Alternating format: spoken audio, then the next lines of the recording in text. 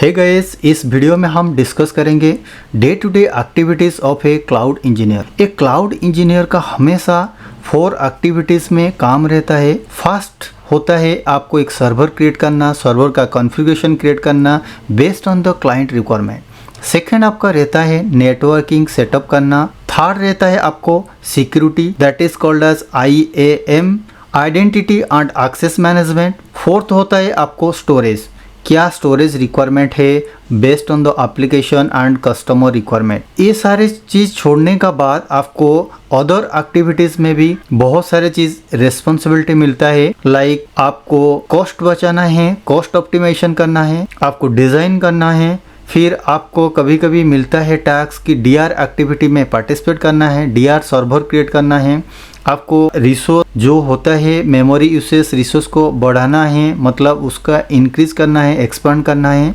ये सारी चीज़ एक्टिविटी आपको डे टू डे एक्टिविटीज़ में मिलता है। तो guys let's discuss one by one so that आपका सारी चीज़ डाउट क्लियर हो जाएगा। And before join in IT industry आपको क्या क्या एक्टिविटी करना है सारी चीज़ आपको पता चल जाएगा। तो विदाउट फियरिंग आप IT इंडस्ट्री में डे 1 ऑनवर्ड्स आप काम भी कर सकते हैं।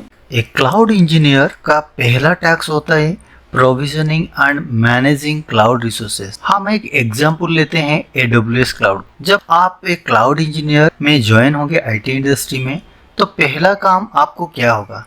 पहला काम होता है दोस्तों, आपको क्लाइंट का रिक्वायरमेंट का हिसाब से आपको EC2 इंस्टेंस लॉन्च करना है एंड आपको सेटअप करना है S3 bucket, RDS and security group and access control also. पहले हम डिस्कस करते हैं कंप्यूट इंस्टेंस EC2 के बारे में। जब एक क्लाइंट का रिक्वायरमेंट होता है तो पहला टास्क आपको होता है कि मुझे एक इंस्टेंस क्रिएट करना है as per the requirement by customer. मुझे कैसे करना है? तो आपको मैनुअल प्रोसेस में करना होता है और एक ऑटोमेटेड मेथड में होता है। लाइक ऑटोमेशन टूल आपको यूज करना होता है लाइक टेराफॉर्म। तो सेकंड चीज आपको क्या होता है, जब आपका EC2 instance means Linux server ready हो जाता है तो फिर आपको मॉडिफाई करना पड़ता है resource like CPU, RAM, disk as per the requirement. And ये सारे रिसोर्स का एक मंथली रिपोर्ट आपको बनाना पड़ता है। जो रिपोर्ट आपको क्या क्या यूसेस कर रहे हैं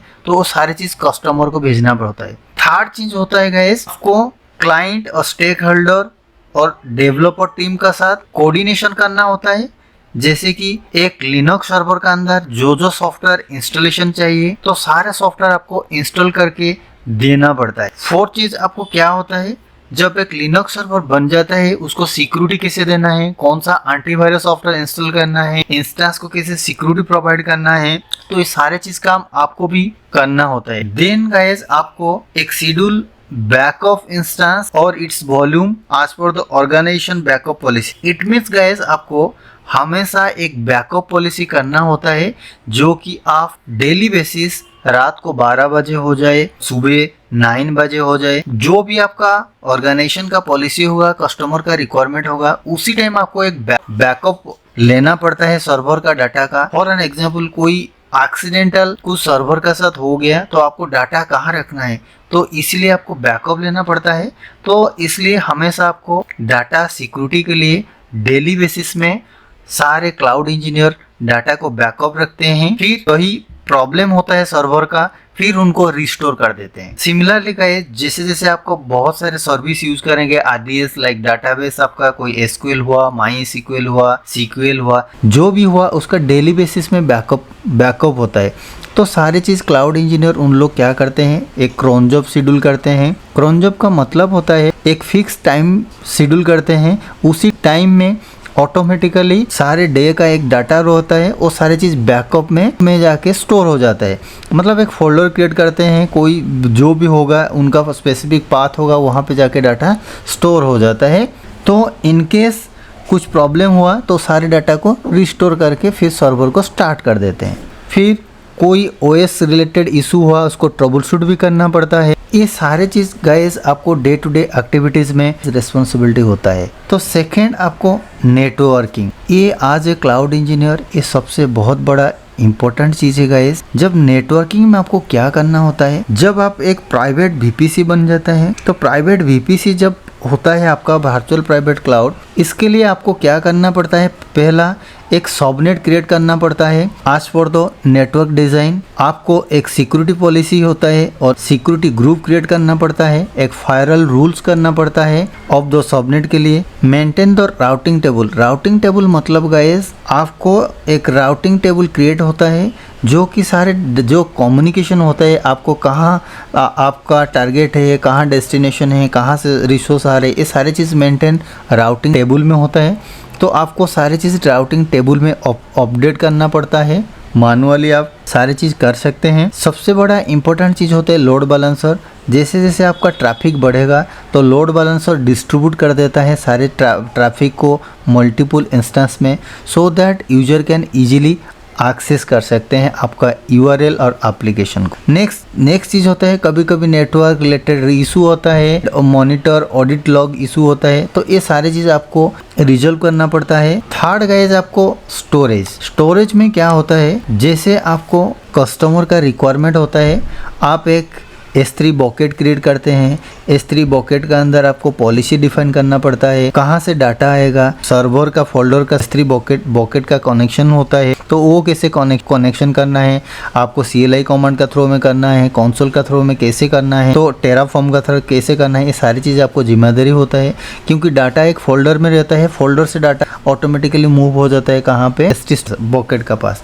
ये सारे चीज़ फिर आपको S3 स्टोरेज बॉकेट को बैकअप रखना है। फिर आपको सारे चीज़ कैसे पॉलिसी डिफाइन करना है, क्योंकि आपको डिफरेंट डाटा रहता है। कोई डाटा आपको मंथली वंस आपको देखना है, कोई ईयर लिखना है, कोई डाटा इंस्टेंटली आपको चाहिए, ये सारी चीज़ पॉलिसी में आप डिफाइन करना होता है। फिर आपको कभी कभी extend the volume if needed, मतलब होता है आपको स्टोरेज कभी कम हो जाए, उसको स्टोरेज को मेमोरी साइज़ को एक्सपेंड करना पड़ता है, तो आपको मेमोरी एक्सपेंड भी करना पड़ता है। ये सारी चीज़ जिम्मेदारी आपको हमेशा रहता है स्टोरेज में। आपको IAM identity and access management. For an example, in the real time example, आप एक क्लाउड इंजीनियर में जब ज्वाइन हो जाते हैं, आपको क्लाउड एडमिनिस्ट्रेटर का रोल मिलता है। तो आपको क्या जिम्मेदारी होता है कि सारे जितना यूजर है, सारे यूजर को आपको परमिशन देना है, एंड सारे जितना क्लाउड सर्विस यूज़ कर रहे हैं हम, तो उस सारे चीज़ को प्रोटेक्ट करना, सिक्योरिटी प्रोवाइड करना, ये सारी चीज़ जिम्मेदारी आपको होता है।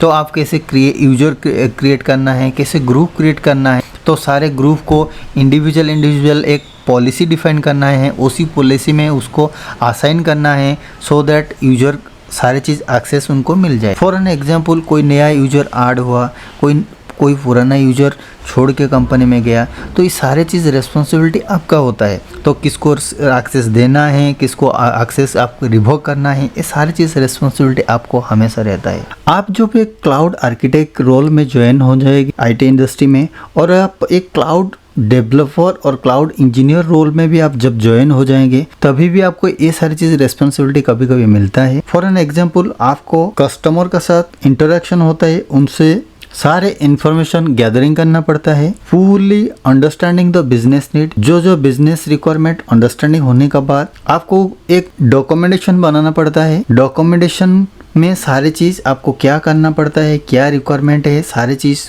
होने के बाद आप एक डेवलपमेंट टीम का साथ, एप्लीकेशन टीम का साथ कोऑर्डिनेशन कर सकते हैं, कोलैबोरेशन कर सकते हैं। करने के बाद आपको एक सॉल्यूशन मिलता है। फिर आप क्या करते हैं, तो सारे चीज़ जो अप्रोप्रिएट AWS का सर्विसेज है, वो सारे से सर्विसेज आप कस्टमर को सजेस्ट करते हैं कि आपका रिक्वायरमेंट का बेसिस में ये सारी चीज़ सर्विसेज यूज कर सकते हैं। उसमें हम लोग का बेनिफिट होगा और हमारा रिक्वायरमेंट फुलफिल हो जाएगा एंड हमारा एप्लीकेशन भी स्मूथली चलेगा। देन लास्टली गाइज, आपको अदर एक्टिविटीज लाइक, आपको एज ए क्लाउड इंजीनियर आपको पहले सोचना पड़ता है कि कॉस्ट ऑप्टिमाइजेशन मुझे कैसे करना है। तो कॉस्ट ऑप्टिमाइजेशन मीन्स गाइज, जो रिसोर्सेस आप डेली बेसिस में AWS का यूज कर रहे हैं, जो सर्विसेज, और सर्विसेज का आपको कॉस्ट दिखना है। फिर आपको सोचना है कि मुझे इतना टाइम से इतना टाइप सर्वर को बंद करना है, क्योंकि वहाँ पे कोई यूज नहीं कर रहे हैं, तो उसमें क्या होगा ना, आपको बहुत सारे चीज कॉस्ट सेविंग हो जाएगा। जैसे कि आपको क्लाइंट भी आपको बोलेगा कि ये मेरा यूसेज नहीं हो रहा है सर्विसेज, उसमें बहुत ज़्यादा पैसा आ रहा है,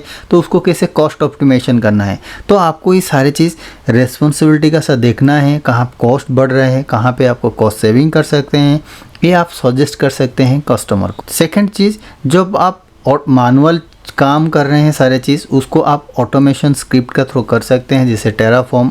आपको AWS कंसोल में जाके एक सर्वर क्रिएट करना होता है, तो आप उस सेम चीज़ को आप टेराफॉर्म का साथ भी आप कर सकते हैं। थर्ड चीज़, आपको कभी कभी DR प्लान में पार्टिसिपेट करना पड़ता है। DR प्लान मतलब होता है डिजास्टर रिकवरी। जब आपको सारे एनवायरनमेंट होता है गाइस, डेव एनवायरनमेंट, EOT होता है, प्रॉड होता है और DRA होता है। तो इसका मतलब क्या होता है, हमेशा प्रॉड एनवायरनमेंट को रिस्क में ना डालने के लिए सारे क्लाइंट, सारे कस्टमर क्या करते हैं, एक सिमिलर एनवायरनमेंट बना के रखते हैं, उसको कहते हैं disaster recovery environment. For an example, कुछ प्रोडक्शन एनवायरनमेंट कुछ प्रॉब्लम हुआ तो सारे चीज़ वो क्या करते हैं ना, माइग्रेट कर देते हैं DR एनवायरनमेंट को।